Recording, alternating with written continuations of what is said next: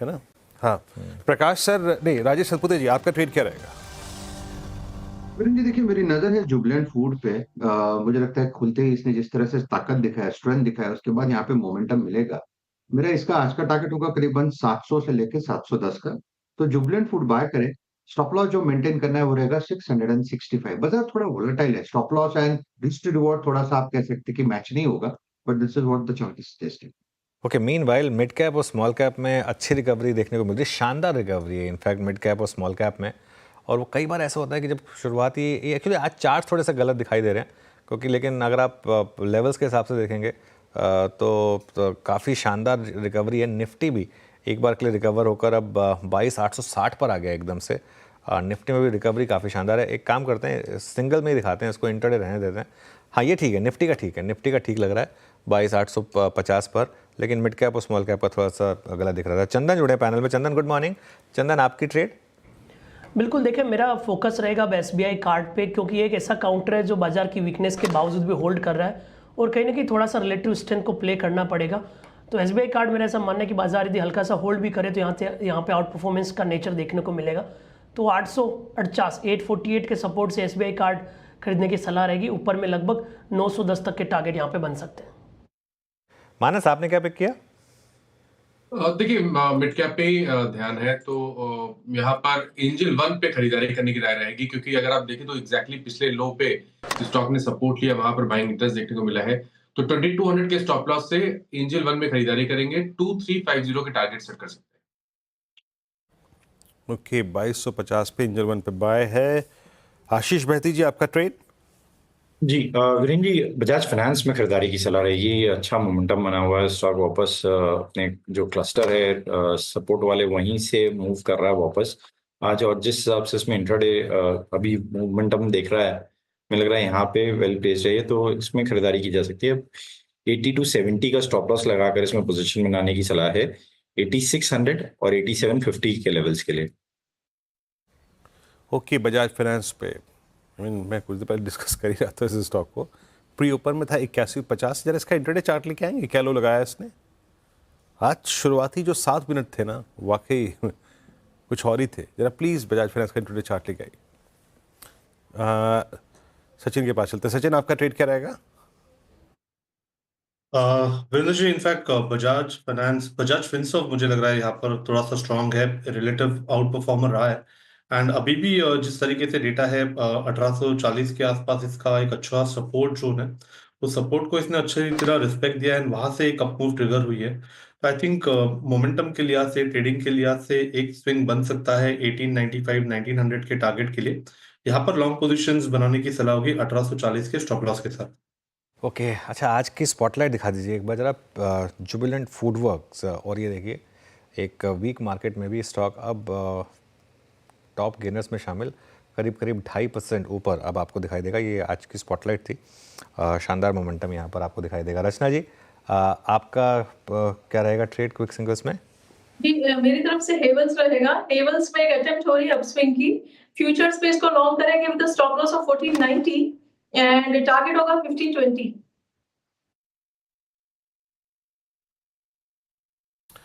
यहाँ पे ट्रेड्स पूरे हो गए। और वीरेश जी, एक आज वाइल्ड प्राइस मूवमेंट था सुबह सुबह, बट बहुत सारे स्टॉक्स पे अच्छी बाइंग इमर्ज हो रही है लोअर लेवल से। आपको कुछ इंप्रेस कर रहा है क्या?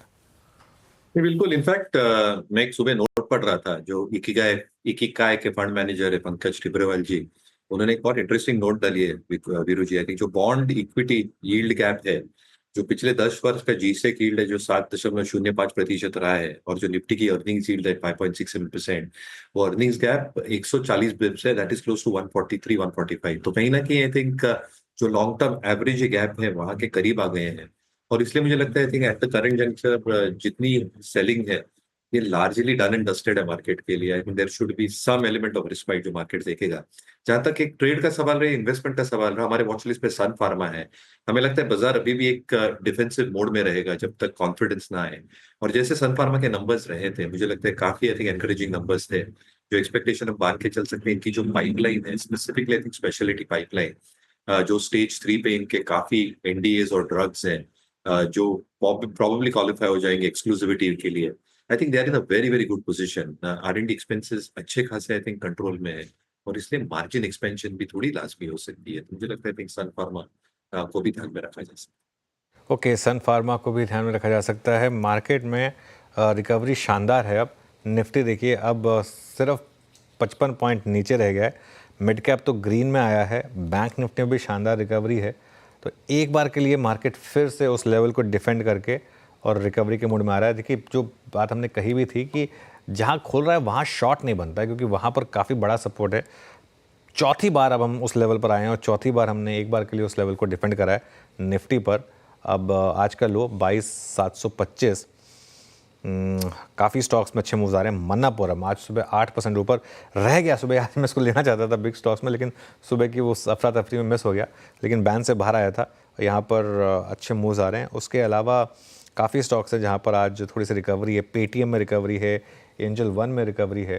तो काफ़ी स्टॉक्स हैं जहाँ पर इस समय आपको रिकवरी दिखाई देगी। आई थिंक ट्रेड्स पूरी हुई सारी, हमारी सारी ट्रेड्स पूरी हो गई हैं। तो थोड़ा सा मार्केट की बात कर लेते हैं। लेकिन वॉलेटिलिटी काफ़ी है वीरू, वॉलेटिलिटी काफ़ी है। मेरे ख्याल से एक अच्छा साइन है, क्योंकि इतनी वॉलेटिलिटी नॉर्मली ट्रेंड रिवर्सल के आसपास होती है। तो होपफुली शायद कुछ मार्केट का ट्रेंड बदलने के कुछ चांसेस हों। पर आज इस बाजार में सबसे बड़ी जो नेगेटिव या फिर नकारात्मक घटना हुई है वो है M&M। इन बिक्री के मतलब बुकिंग के आंकड़ों पर मैं उस पर आना चाह रहा था। सॉरी, हाँ मैं उस सॉरी मैं एक्चुअली उसी पे आना चाह रहा था। मैं सॉरी वीरू, मैं एक्चुअली जब मैंने आपको टॉस कर रहा था मैं उसी पे आना चाह रहा था। देखिए जो एक चीज़ हुई है ना कल, जो एक डर लग रहा है मार्केट को, अब वो है टेस्ला के भारत आने का। और अगर ऐसा हुआ तो जो इनकम्बेंट्स हैं और जो खासतौर से ईवी में जो प्लेयर्स हैं या जो एसयू में जो बड़े प्लेयर्स हैं वगैरह, उनमें आई थिंक थोड़ा सा एक रिस्क ओपन हो रहा है। तो ये आई थिंक ये ज़्यादा ओवर पावरिंग रहा है मेरे ख्याल से वीरू, जिस तरीके से आज M&M गिरा है। और प्लस M&M चला भी काफ़ी था, तो यहाँ पे लोगों के पोर्टफोलियो में प्रॉफिट भी काफ़ी होंगे। तो इस वजह से हो सकता है कि थोड़ी सी यहाँ पर दिक्कत आई है। सॉरी वीरू, मैं थोड़ा सा उसको ऐड करना भूल गया था उस समय। बिल्कुल अनुज, पहली बार जून 2023 के बाद, मतलब जून 2023 ये वो दौर है जब M&M का बुल रन शुरू हुआ था। 1200 रुपये का स्टॉक हो गया था 3300 रुपये। पहली बार M&M इतना क्लोज है अपने 200 डे एक्सपोनेंशियल मूविंग एवरेज के, यानी M&M जब 2797 पे ट्रेड कर रहा है, 2770 पे इसका 200 डे एक्सपोनेंशियल मूविंग एवरेज। कैसे रीड करेंगे इसको आप सचिन? क्या व्यू है 2796 पे? अच्छा, माफ़ी चाहूँगा चंदन, आपका व्यू क्या रहेगा इस प्राइस पे? देखिए महिंद्रा एंड महिंद्रा की बात करें वीरू, तो महिंद्रा काफ़ी अच्छा परफॉर्मेंस पिछले कुछ क्वार्टर्स में देखने को मिला था। बट अभी पिछले लगभग 3-4 महीने से कंसोलिडेट हो रहा है। बार बार ये 3200 3150 के जोन पे सप्लाई ले रहा है, और इनफैक्ट पिछले 5 दिनों से लोअर टॉप लोअर बॉटम यहाँ पे बनने लग रहा है। तो डोंट नो रीज़न क्या है, क्योंकि यहाँ पे स्ट्रेंथ थी, बट कहीं ना कहीं जो स्ट्रेंथ है वो एक रेंज बाउंड बायस में बदल रही है। तो मेरे हिसाब से थोड़ा और वेट करना चाहिए। लगभग 2660 के आसपास का एक मेजर सपोर्ट रहेगा, क्योंकि लास्ट टाइम उसी लेवल को रेस्पेक्ट करके रिकवरी दिखाई थी। तो 2660 तक का डाउन साइड एक बार के लिए बन सकता है। 2660 के लेवल को ध्यान में रखें। ओके, मैंने 2804 पे आके डेलो पे ट्रेड करता हुआ, और निफ्टी अब करीब 22,827 पे थोड़ा डिफरेंशियल मेंटेन कर रहा है वर्सेस डेलो। और मैं जो मेरे वायर पे इस वक्त आज का जो लो है मैं बताऊं तो वो है करीब 725 की रेंज में। ये है, हाँ यस, 725। तो वहाँ से एक पुल बैक अच्छा है। आज क्या बहुत गैप डाउन के साथ खुला, और कहाँ रिकवरी सबसे ज़्यादा है? मेरे स्क्रीन पे जो स्मार्ट रिकवरीज है उसमें आ रहा है एक लार्सन एंड टुब्रो 3238। बट याद रखिएगा ये भी अभी इस दौर का सबसे लोवेस्ट जोन है। छोड़ता हूँ इसको, कुछ और काउंटर्स को कंसिडर करते हैं। एक बार स्क्रीन पे लेके आइए ज़रा प्लीज़ आप डाबर और मेट्रोपोलिस, टाटा कम्युनिकेशन, इन सभी काउंटर्स में रिकवरी है। बट अभी मैं इसकी रिकवरी पे बहुत ट्रस्ट नहीं कर पा रहा हूँ। और फिर लेके आइए ज़रा प्लीज़ एक बार आप HDFC बैंक, ये कहीं क्रिटिकल जंक्चर पे है क्या? 1694 है। अच्छा मानस, HDFC बैंक, इसमें कोई तो राय नहीं कि अगर आप पिछले 10 दिन के निफ्टी के प्राइस डैमेज के पैरेलली या फिर निफ्टी बैंक के प्राइस डैमेज के पैरेलली HDFC बैंक और ICICI बैंक को रखें तो उतना प्राइस डैमेज सीवियर नहीं है। आज का लो भी exactly 200 day exponential moving average. आपका टेक क्या इस वक्त HDFC बैंक पे? देखिए एक रेंज है नीचे की तरफ 1680 1678 पे सपोर्ट है जहां पर 200 मूविंग एवरेज आता है। तो जब तक 1678 के ऊपर है तब तक आप अपनी लॉन्ग पोजीशन में बने रह सकते हैं 1678 के स्टॉप लॉस के साथ। लेकिन ऊपर की तरफ देखें तो 1710 से 1720 पे एक स्ट्रांग रेजिस्टेंस एरिया भी दिखता है। तो अगर खरीदारी करेंगे तो 1720 रुपए के ऊपर ही करेंगे, लेकिन एग्जिस्टिंग लॉन्ग पोजीशन होल्ड की जा सकती है 1678 के स्टॉप लॉस के साथ। ओके, मीनवाइल अच्छा एक चीज़ ऐड करना चाह रहा था वीरू, 24 घंटे में चौथा अर्थक्वेक आया है भारत या उसके आसपास। अभी सुबह 8:02 पर बिहार में भी 4 का स्केल पर सिवान में एक अर्थक्वेक आया है। तो थोड़ा सा मामला थोड़ा सा डराने वाला है। I hope everyone is safe. लेकिन मिड कैप फिर गिर रहा है। मिड कैप इंडेक्स देखिए, अब मिड कैप इंडेक्स फिर 1% नीचे, 500 पॉइंट नीचे, बहुत ज़्यादा वॉलेटिलिटी है। अच्छा आज थोड़े से ग्राफ, हाँ अब ग्राफ ठीक हो गए हैं, पहले थोड़ी सी दिक्कत आई थी ग्राफ में, अब ठीक आ रहे हैं ग्राफ्स।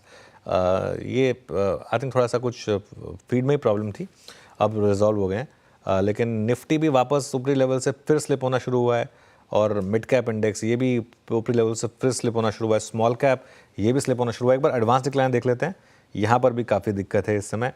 2-3 स्टॉक्स फोकस में हैं। GNFC नंबर्स के बाद 3.5% नीचे है। दीपक नाइट्राइट बैन में आया स्टॉक, फ्राइडे को काफ़ी पिटा था, आज फिर ये स्टॉक अब आपको नीचे दिखाई देगा। यहाँ पर भी इस समय आपको दिक्कत दिखाई देगी। लेकिन 2-3 स्टॉक्स हैं जो होल्ड आउट कर रहे हैं, जैसे कि मनापुरम और कुछ हद तक एशियन पेंट्स। एशियन पेंट्स लेकर आइए एक बजरा। एशियन पेंट्स पर एक चार्ट चेक हो जाए यहाँ पर। बहती जी एशियन पेंट्स का चार्ट देखिए एक बार, कोई ट्रेड बन रहा है यहाँ पर? जी अनुज जी, काफी अच्छा एक बेस फॉर्मेशन कंप्लीट किया है, क्योंकि इस जो जोन है ऑलमोस्ट दिसंबर से लेकर अभी तक स्टॉक ने यही जोन को रिस्पेक्ट दिया है ऑन द लोअर साइड। हमें लग रहा है पुल बैक यहाँ पे एंटिसिपेट कर सकते हैं।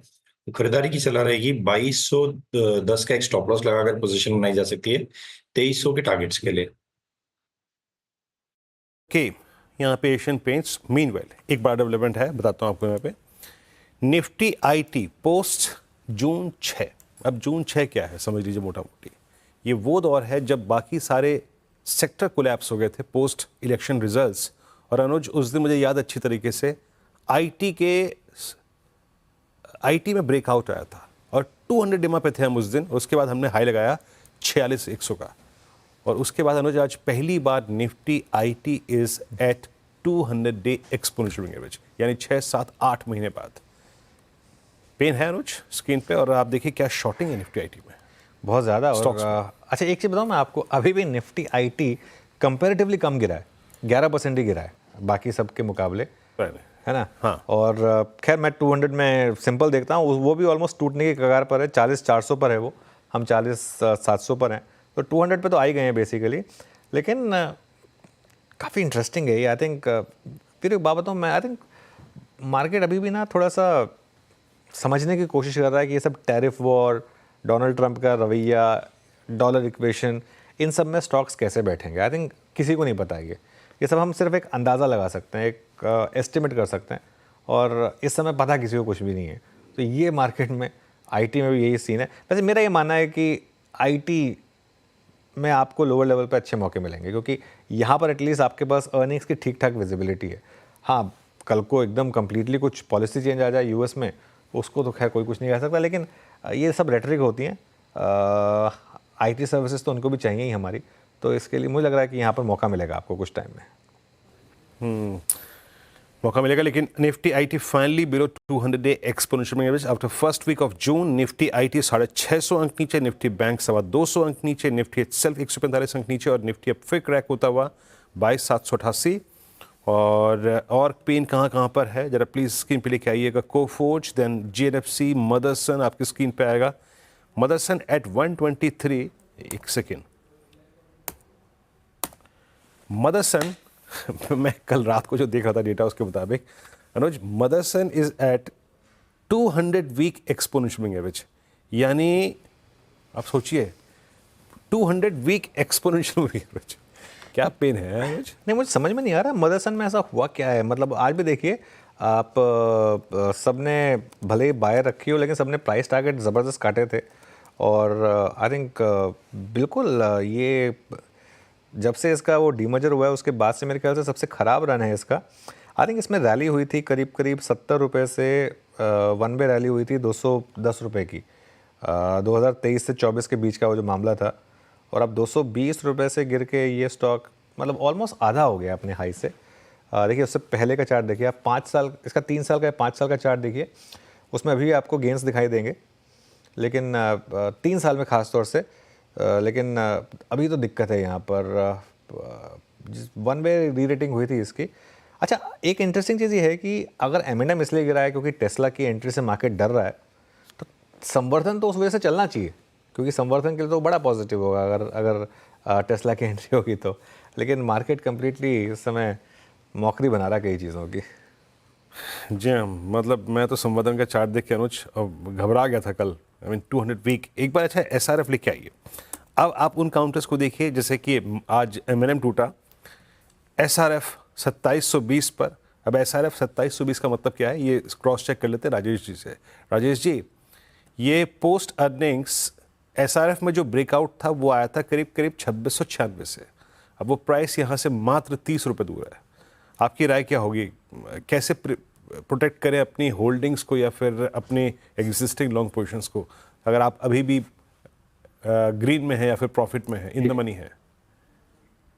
वीरेंद्र, आज का दिन थोड़ा सा ट्रिकी है, मैं भी मानता हूँ, थोड़ा सा आराम से ये काम करे।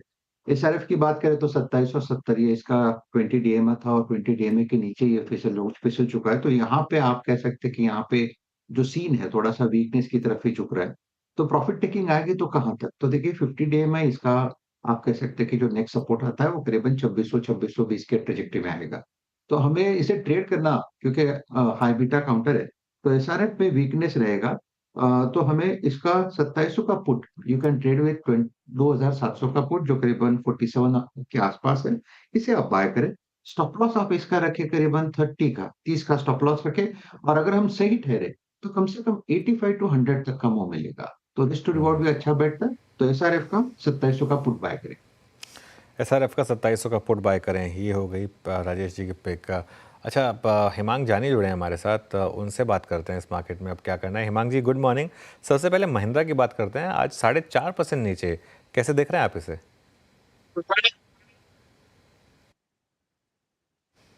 ओके, आई थिंक कुछ दिक्कत आ रही है, इसको कुछ देर में आ रहे हैं आपके पास वापस, रिजॉल्व करते हैं।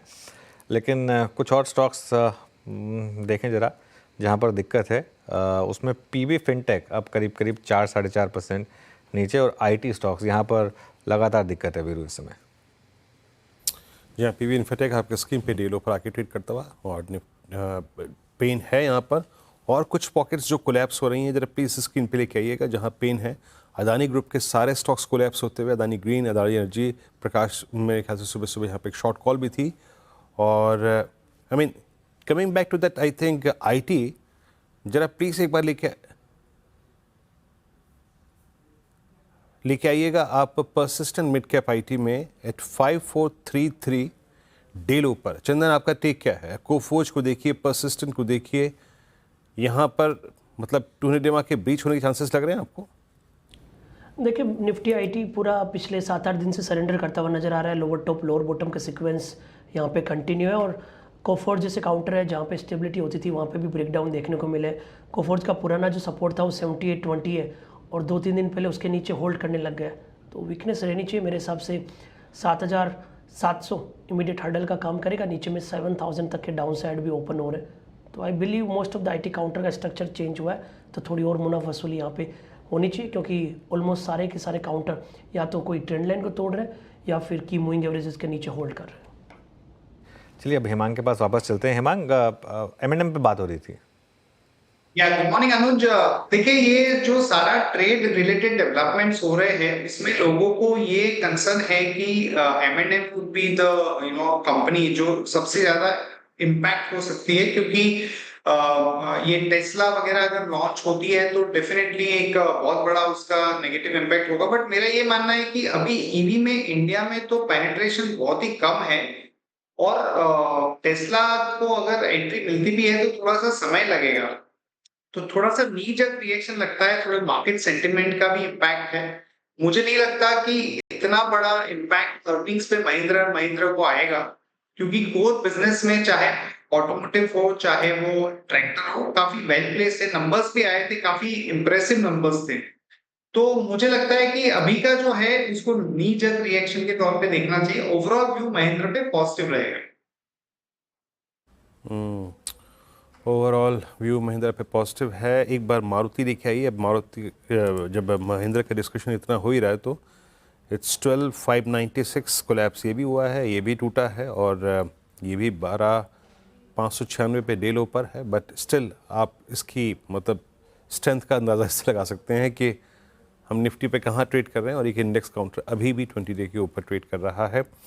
और एक बार लेके आइए स्क्रीन पे। बहुत देर से मेरे स्क्रीन पे जिस स्टॉक के जो ऑप्शंस हैं वो बार बार अपीयर हो रहे हैं, वो है बजाज ऑटो। ज़रा प्लीज़ रखिएगा, देखें क्या कर रहा है एक बार।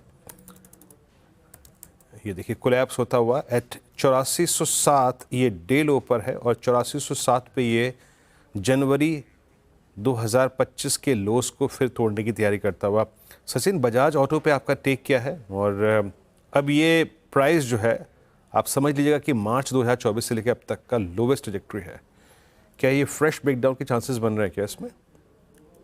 वीरेंद्र जी, मुझे लग रहा है ऑलरेडी एक काफी स्ट्रॉन्ग डाउनवर्ड स्पाइरल में है स्टॉक। इनफैक्ट एक अच्छा पुलबैक इसने जनरेट किया था, बट 8800 का सपोर्ट जो बन रहा था वो भी इसने काफी कॉन्फिडेंटली ब्रेक किया था। एंड प्लस जिस तरीके से इसके एवरेजेस टर्न हुए हैं, मुझे लग रहा है यहाँ से और भी थोड़ी सी वीकनेस नजर आ सकती है।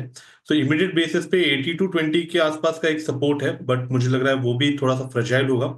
इनिशियल यहाँ पर एक थोड़ी सी रिलीफ बन सकती है towards that level, but eventually मुझे लग रहा है 8000 के लेवल को वापस रिविजिट करने की यहाँ पे तैयारी